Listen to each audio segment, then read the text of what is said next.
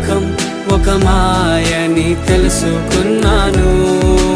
ఏది నా సొంతం కాదనుకున్నాను. తప్పిపోయిన కుమారుని నేనైతే నా కొరకై నిరీక్షించే తండ్రి నా యేసు.